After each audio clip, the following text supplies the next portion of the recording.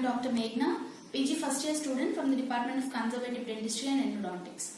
Today, as a small topic, I would like to discuss odontogenic cysts and tumors, not entirely, the areas wherein we usually get confused when a clinical scenario is given. Actually, when we talk about oral pathology or microbiology, I myself, when I was preparing for NEET, these two were the most tough topics for me to prepare because of a basic reason, that is I was finding some difficulty in remembering all the things, all the features, and I got a little confused when I was dealing with these particular subjects. But I would begin by saying that for every question you have the solution in itself.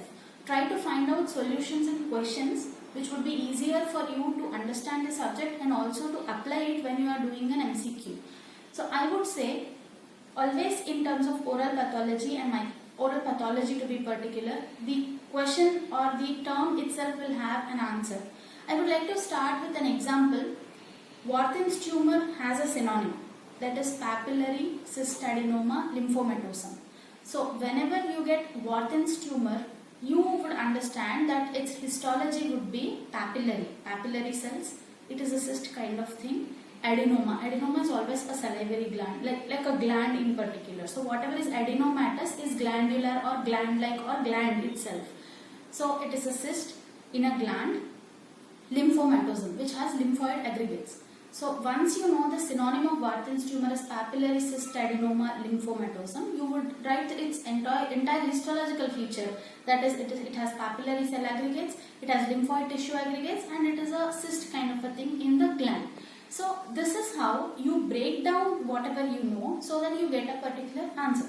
Now, when coming to odontogenic cysts and tumors, there are certain cysts and tumors which have striking features. Whenever you see those striking features in the question, you should be able to blindly put the answer. For example, when I say snow-driven appearance, you would immediately say it is a CEOT. So snow-driven appearance is particular characteristic of CEOT. The same way cylindrical Swiss cheese pattern.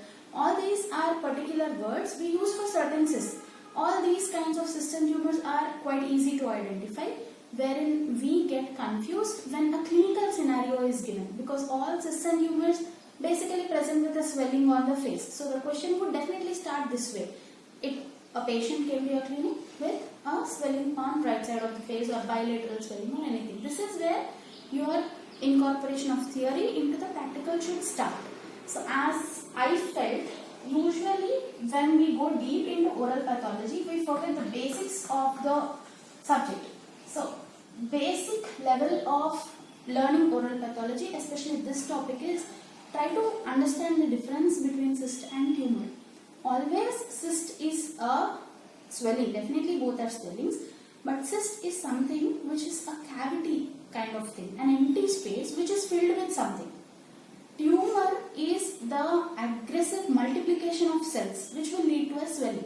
This is the basic level of knowing anything, wherein before we go exactly deep into any cyst and tumor for that matter. So whenever you see a histology and you find aggregates of cells rapidly multiplying, rapidly expansile, you go with more, like the bar will more be on to the tumor side rather than being on a cyst side.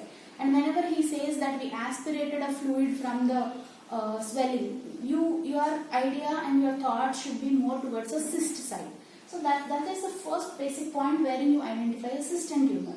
As I told you earlier, it is there are some striking features of other cysts wherein you can usually most of the times identify what it exactly is. There are some cysts and tumors which would definitely confuse you whenever you are taking a clinical situation.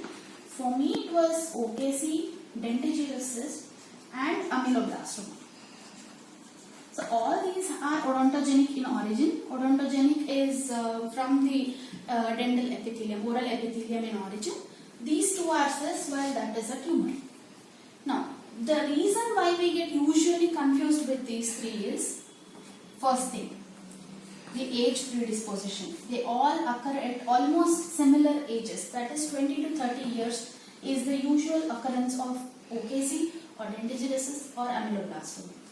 The second thing is they all are expansile, that is they all cause some expansion in the bony margin. So whenever you see an OPG with an expansion in bony margin, you can't say that it is ameloblastoma or it is dentigerous cyst. It can be both. The other thing is all these three have the equal chance of inclusion of an unerupted tooth. So whenever you see an unerupted tooth, you definitely say blindly it is a dentigerous cyst, but it can be an ameloblastoma also, and in some cases it can be an OKC also. So all these kind of things usually tend to confuse us, not theoretically maybe, but maybe when given a clinical scenario. So firstly, when we talk about the other striking features of each of these, for OKC, I would say it is aspiration. Like they particularly tell you that whenever this OKC is aspired, they got a thick, creamy, straw-colored fluid on aspiration. The second thing is its histological feature. Histological feature of OKC will include the presence of keratin in the cystic fluid or in the cystic lumen, and presence of satellite cysts or daughter cysts, and then the presence of picket fence or tombstone appearance. All these are again striking features. Whenever you get to find these words, you would blindly say that it is an OKC. The whole problem comes with the radiographic features, wherein all lesions are having again a common location, that is most of the times they are in mandible, and that too most of the time they are in molar ramus area. So this is where again we get confused. All the three will share the same location most of the times. So whenever you see a radiographic finding or whenever they give you a picture of an OPG, that is where you again get confused in place of OKC, dentigerous cyst or ameloblastoma. So now coming to dentigerous cyst, again it is the same, 20 to 30 years, and it is again an expansion lesion. The predominant term we use here is the unerupted tooth. So whenever you see an unerupted tooth, you firstly suspect it to be a dentigerous cyst. It is again of different types, central, lateral and circumferential in case when we see a radiograph.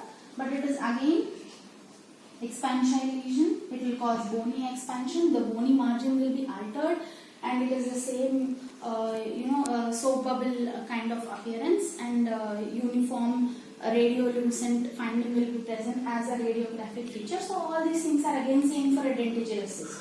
But here you get a thin fluid on aspiration. So that is only a minor difference that may or may not be mentioned in the question. Then coming to ameloblastoma, the histologic features of ameloblastoma are very well known. That is, it is of various types: follicular, which is the most common, granular cell, basal, and desmoplastic ameloblastoma, etc. Again, then coming to the common features, the location most commonly in mandible, in ramus area, and it is expansile, and the same age predilection, that is 20 to 30 years of age. So all these points are again common for an ameloblastoma, and it is also known and given in a literature that dentigerous cyst can develop into ameloblastoma eventually. This is one more point to be added.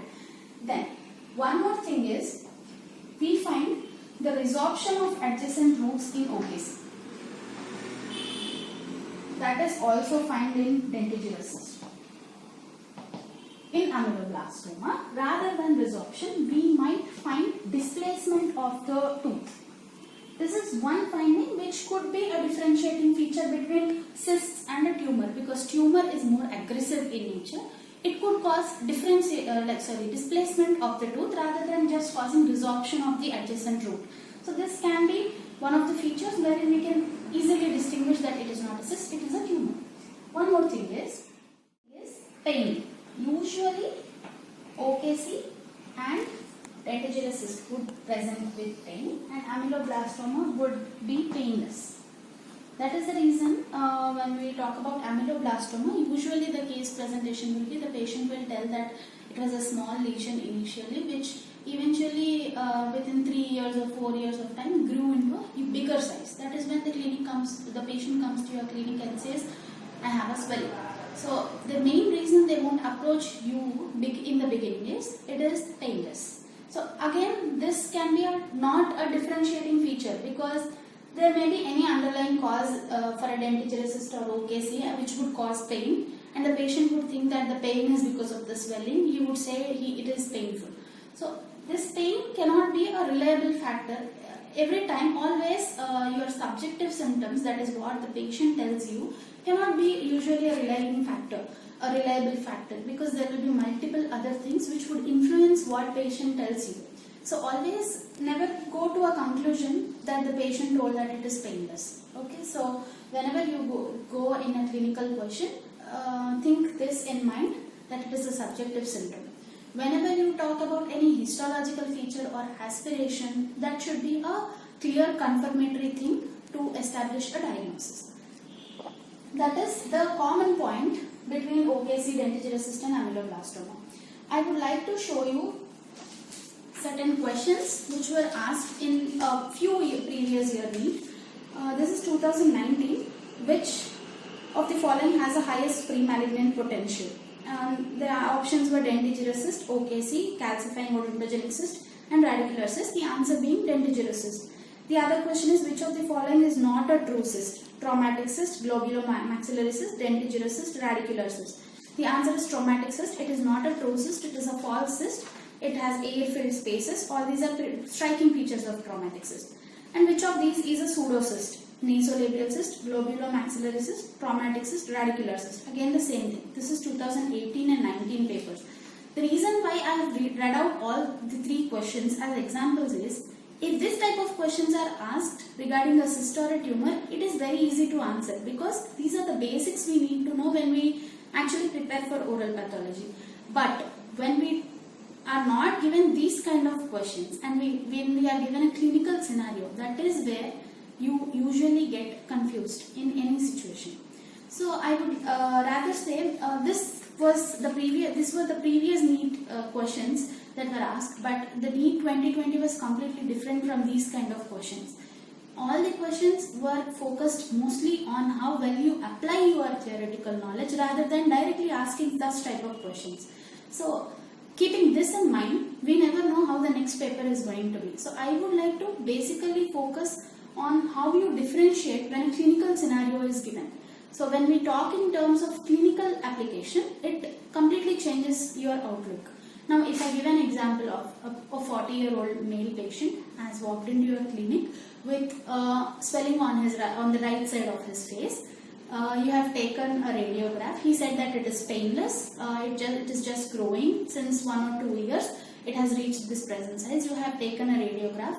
You found that there is an unerupted tooth. There is a huge expansion lesion that is associated with that tooth, and the inferior border of the mandible was also altered. The position of it was altered in the radiograph. Now what do you say?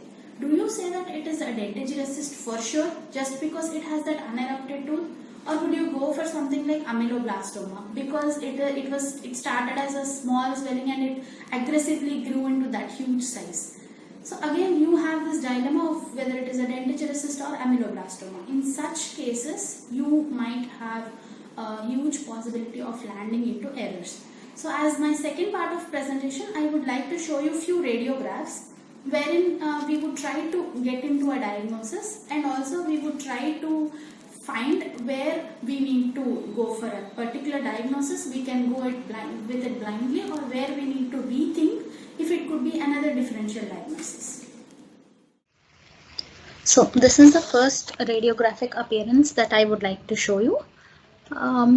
Look at the borders of this lesion. They are smooth, well-defined borders, just like how it is for a cyst. And one more thing is, it is not associated with any unerupted tooth, so you can rule out the first confusing factor of the three which we have got, that is dentigerous cyst.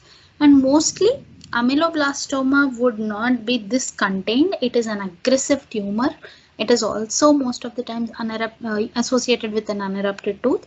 So both dentigerous cyst and ameloblastoma could most of the times be ruled out from this kind of appearance. I wouldn't say they're not at all, they're completely eliminated, but this radiograph could definitely eliminate the possibility of a dentigerous cyst, and there might be a confusing factor between OKC and ameloblastoma. I would say one more confusing factor here is this space. Between these two premolars, we don't know that if it is if it is basically a space that existed since the beginning, or is it created by this expansor lesion. if there is a displacement that is being created,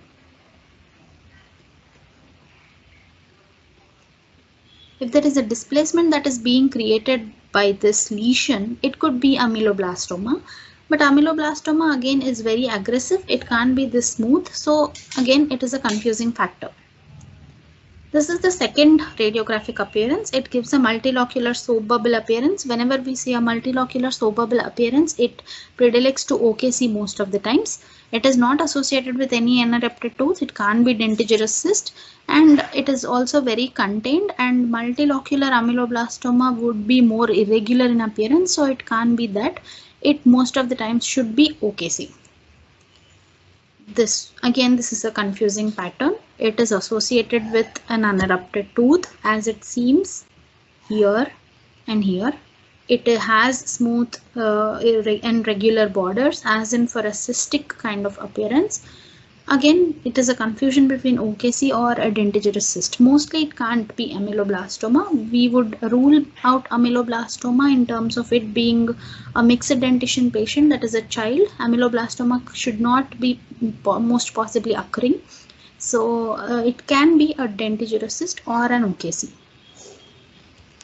This is a classical radiograph of a dentigerous cyst, because I would say it is a central type of dentigerous cyst associated with the crown of an unerupted tooth. The borders are well defined, just like a cyst, and the resorption of 7, the root of 7, the distal root of 7 is lightly seamed. Apparently, it shows a little resorption, so that could be a diagnostic feature. Dentigerous cyst is more predominating from this radiograph. Again, after every radiograph, even though you are confirming something, you are supposed to correlate it with how clinically it is presenting. Now, this is again will be a confusion. It is associated with an unerupted tooth, but you will get a confusion by seeing its expansile activity and also the size. So you might think that it is aggressive like an ameloblastoma. And also it has smooth, well-defined borders, just like a dentigerous cyst. But dentigerous cyst always has a possibility of developing into this huge size. So you exactly get a confusion wherein it could be a dentigerous cyst or it could be an ameloblastoma. That is where again we have to go for a clinical evaluation also. So the question should be clear enough to show that if it is an ameloblastoma or a dentigerous cyst. This is again a confusing thing. If we see only this part of a lesion, this part, we would not say that it is a dentigerous cyst. We would rather say it is an OKC, because we don't find any unerupted tooth associated. But if you see the origin of the cyst, it is originating somewhere here, wherein it is seen associated with an unerupted tooth. So check the radiograph twice or thrice. Find out where you are making, you are about to commit a mistake, because from this point it is seemingly an OKC. But when you include this, you find the origin of the cyst. It is associated with unerupted tooth. It could be mostly dentigerous cyst. So this is one point of differentiation. You try to find out the origin of the lesion. These are classical radiographs which you can find out and appreciate the dentigerous cysts. It is causing resorption of the adjacent roots. It is uniform cystic kind of appearance, and it is associated with an unerupted tooth. Now this lesion is giving us a doubt. We are not sure. We are sure that there is some resorption that is happening here in 6. We are some way seeing certain kind of displacement also of this mesial root of 7, but this borders of the cyst give us a uniform appearance. Again, we get confused if it is an OKC or an ameloblastoma. But considering resorption and also displacement, we tend to see that it is aggressive, because it's causing this kind of damage here in this region. That is why we mostly the bar would be mostly inclined towards an ameloblastoma rather than just being an OKC. Again, the clinical relevance is at most important in such confusing radiographs. This is again an example of ameloblastoma, I would say, because again it is not associated with any unerupted tooth, and also the expansile activity, the aggressiveness of the lesion could be well appreciated. It is crossing not only the buccal cortical plate, which usually happens with any expansile lesion, it is also crossing the lingual cortical plate. This huge, it is expanding, mostly could be ameloblastoma. This is again a multilocular appearance. Bony septae are easily appreciable. It can be an OKC, but OKC, as we said, will usually give a soap bubble appearance. So if not an OKC, an ameloblastoma could give this multilocular appearance. Dentigerous cyst being multilocular is very uncommon. So we are ruling out dentigerous cyst in this case. And as it is not a typical soap bubble appearance, it is not uniform as we see, we can easily give a more predilection towards ameloblastoma. Now, this is the scenario wherein we usually get confused, because look at the lesion, it is unilocular, which could suggest a cyst most of the times, a dentigerous cyst, as it is also associated with this unerupted teeth. But it can also be an OKC again, and because of again its unilocular nature, its well-defined borders, its peripheries, and because a dentigerous cyst has all chances of developing into an ameloblastoma, it can be starting to develop into an ameloblastoma also. So when such radiographs are given, we usually tend to spend more time on this and get and that again leads to a loss of your precious time, wherein you can concentrate in getting one more MCQ right. So such cases wherein you can't rule out any option, try to go clinically if he is giving any clue regarding the histologic appearance or regarding the treatment or regarding the recurrence, as in where there are striking features of the cysts and tumors, and try to correlate. Otherwise, I would say such radiographs will usually take more time and would lead to no conclusion. So as a take-home message and also conclusion to my presentation, I would say that I have talked about generally about cysts and tumors. I have already also told you that the previous question papers were having certain direct questions which could be easily answered, whereas the previous NEET has been mostly on clinical application. So if that clinical application is brought on to the topic of cysts and tumors from oral pathology, it could be not actually a mark losing area, but then it could waste your time wherein you tend to get confused between cysts and tumors. So I would say that when a clinical picture or a clinical scenario is given, don't find the common points, the points which are common for all the lesions usually. Try to read in between lines and find out the clues which would give a hint about one particular diagnosis. Like, don't identify and underline points like it is in the ramus area, the patient is 35 years of age, it is an expansile lesion, because all these will lead you to nowhere, because these are the common points for all the three cysts and tumors that I have described. So don't go with the common points, try to find out what else he is trying to say and relate with the clinical scenario and also the picture given. Rather it might be a radiographic appearance or a histological appearance or a clinical picture. So correlate and find out, try eliminating the options, then most of the times you will reach to the correct answer. That's it from my side. I hope you would be able to get any one point at least from this presentation, and all the very best. Thank you so much.